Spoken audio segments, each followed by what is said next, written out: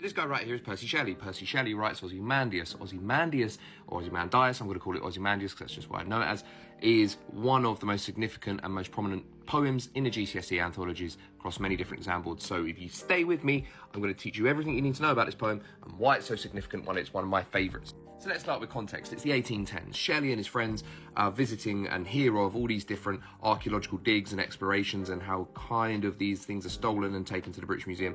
And they find this guy, which is Ramses II. It's kind of the broken fragment of a much bigger statue.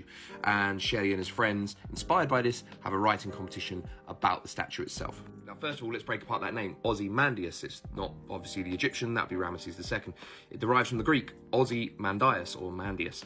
Ozy meaning from Ozium, meaning to breathe or air, Mandius or Mandius meaning ruler, so ruler of air. And as you can probably guess, you can't rule air, so there's kind of a thinly veiled critique already here, and this is deliberate. Shelley in his time was an avowed atheist, he was a nonconformist, he was a rebel, somebody who would openly critique government and the governmental structures of the time. So as a more radical romantic poet, romanticism is something we'll get onto later, he is somebody who's not used to, or very much somebody who would rather be questioning society and authoritarian structures. So let's break down the poem itself. You see it right here. Now it's 14 lines. It's written like a Petrarchan sonnet. Now a sonnet poem, 14 lines long, they were traditionally love poems. Now this is quite interesting because it doesn't actually scan properly in terms of a Petrarchan sonnet. There's a lot of debate about this. And my theory on this, my take on this is, well, like statues. Why do we have statues? We do them to commemorate and honor. It's a form of love towards a leader or a heroic individual. Now a sonnet is a love poem. Now just like this statue, a love of this ruler isn't fully formed anymore, this Petrarchan sonnet doesn't fully scan right as well. It reflects the decay of the statue itself. Throughout already, this poem is essentially about one thing. It's about the fall of one's ego, fall of man's ego. When I teach this, I teach my students, I start with something, I go, name the most kind of influential, inspirational figures you can think of, whether they're in sports, in film, in politics.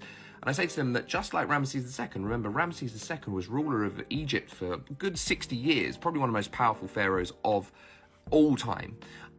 We are all victims of time and victims of nature.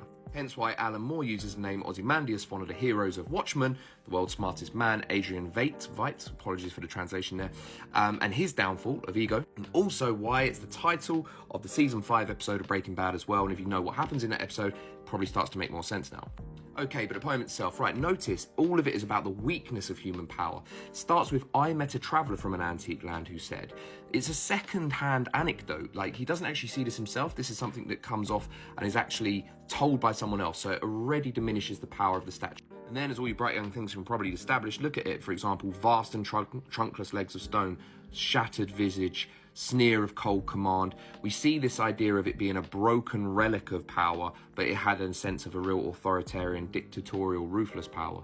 We then get this analogy to, my name is Ozymandias, King of Kings, okay, King of Kings, as a biblical reference there, you know, like God. He was referring to himself as God incarnate. To which Shelley then knocks this back by saying, look on my works, you mighty in despair, nothing beside remains. Notice how that full stop lands there. In terms of punctuation, that's very, very telling as regards to the rest of the poem. Nothing beside remains, it stops, the power is stopped, there is no power left. And he uses this last illusion there of kind of sand, the loner level sand stretched far away, like the sands of time, like human power, and all human power is finite compared to the power of nature and the power of time. I tend to find in terms of comparing poems, I think London by William Blake is a very good one because they were both romantics. They're both talking about human power structures. I'd recommend that for exams, but I hope you've enjoyed that. That's a personal favourite of mine. If you have anything to add to it and you know more, do let me know. Take care. We got this.